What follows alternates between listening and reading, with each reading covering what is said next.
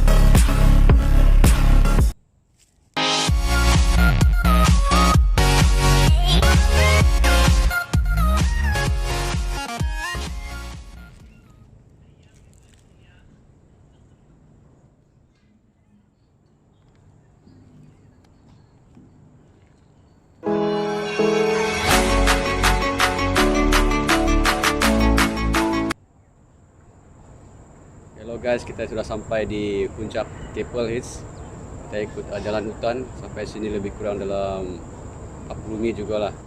Mudah-mudahan